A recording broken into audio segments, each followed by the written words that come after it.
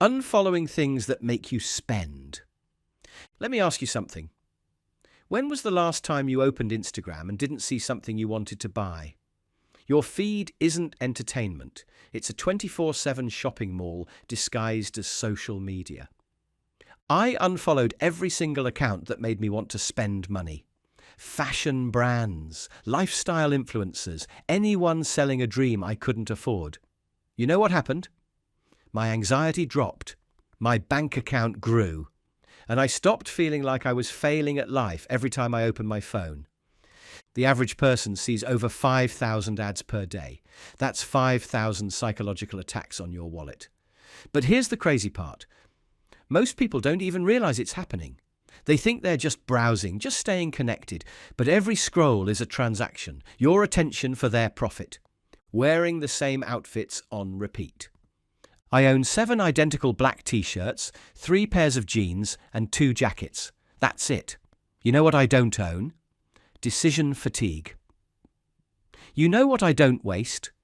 Mental energy, choosing what to wear every morning. You probably own over 60 pieces of clothing but wear the same 10 items on repeat.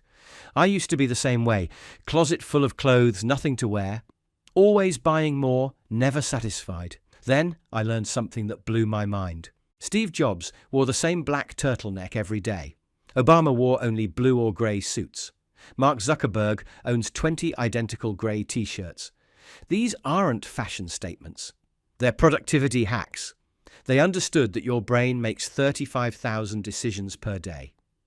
Every decision depletes your mental energy. When you spend 20 minutes every morning choosing an outfit, you're using brain power you could use for important decisions. Like how to make more money instead of spending it. Minimalists automate clothing choices to preserve mental energy for what actually matters. But here's the deeper truth. The fashion industry profits from your insecurity. They convince you that you need a different outfit for every occasion, every mood, every season. It's psychological manipulation disguised as self-expression. When you wear the same outfits on repeat, you're not being boring. You're being free. Eating the same simple meals. Food decision fatigue is real and it's expensive. You spend 43 minutes every day deciding what to eat. That's over 260 hours per year. That's 6 full work weeks spent just thinking about food. I eat the same 5 meals on rotation: breakfast, lunch, dinner, snacks. Same ingredients, different combinations. You know what I don't do?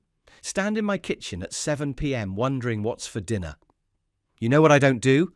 Order $30 DoorDash because I'm too overwhelmed to cook.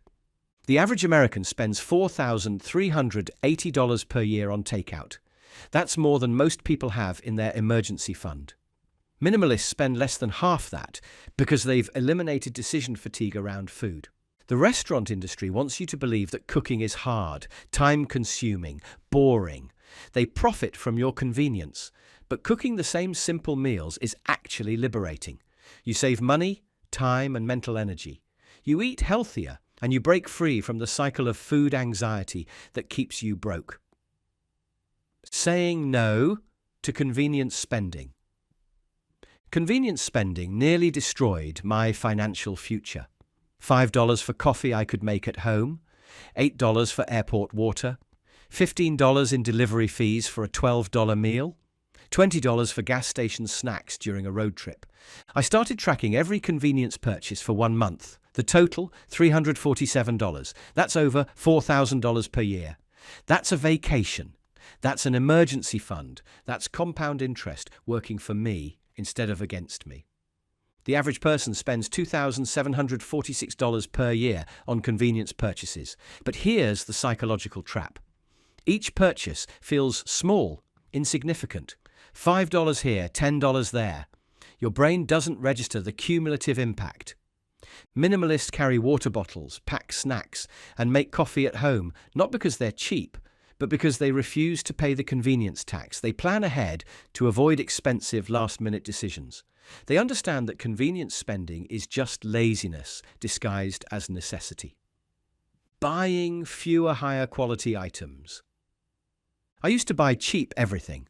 $20 shoes that fell apart in 3 months. $50 jackets that looked terrible after one wash. $15 headphones that broke after 2 weeks. I thought I was saving money. I was actually trapped in the poverty cycle. Here's the math that changed everything. Those $20 shoes, I replaced them 4 times per year. That's $80 annually. A minimalist buys 1 pair of $100 shoes that lasts 5 years. That's $20 annually. This is the poverty trap disguised as savings. Cheap items feel affordable up front, but cost more over time. Quality items feel expensive up front, but save money long term. The difference is thinking in decades instead of months. The buy once, cry once philosophy means paying more up front to avoid paying repeatedly later. A $200 jacket worn 300 times costs 67 cents per wear. A $50 jacket worn 50 times costs $1 per wear. Quality is actually cheaper. I now own fewer things, but everything I own is high quality. My shoes last years. My clothes look better after multiple washes. My electronics work perfectly. I spend less money overall, and I'm surrounded by things that actually serve me. Not upgrading things that still work. Your phone works perfectly. It calls, texts, takes photos, runs apps, connects to the internet. But Apple wants you to believe it's obsolete because it's 2 years old. This is psychological manipulation at its finest.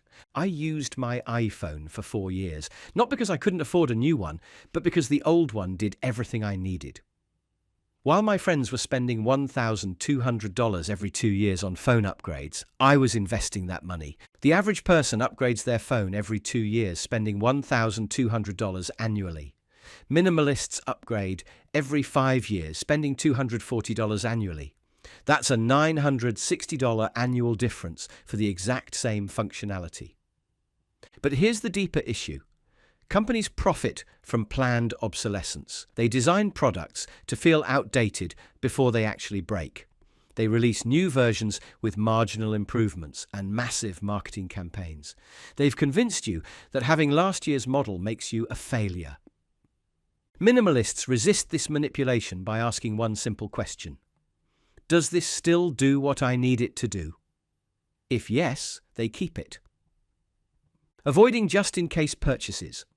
Just in case, purchases nearly filled my entire apartment with useless junk. A bread maker, just in case I wanted to make bread. A camping tent, just in case I went camping. Exercise equipment, just in case I started working out. None of these things ever got used. They sat in closets and corners, collecting dust and guilt. Every time I saw them, I was reminded of money wasted and promises to myself I never kept. The average household has $3,000 worth of unused items bought just in case. These purchases feel responsible, prepared, smart, but they're actually anxiety spending. You're buying peace of mind, not useful products. And here's what I learned. Just in case purchases are fear disguised as preparation. You're not preparing for the future. You're avoiding the discomfort of not having something you might need. But the truth is, most scenarios you imagine never happen.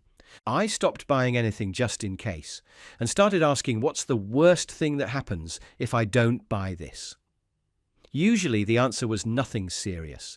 If I actually needed something later, I could buy it then, but most of the time I never needed it at all. Using what you already own first. Before buying anything new, I shop my own home first. Need a notebook. I check the drawer full of unused notebooks I already own. Need a tool? I check the garage. Need clothes?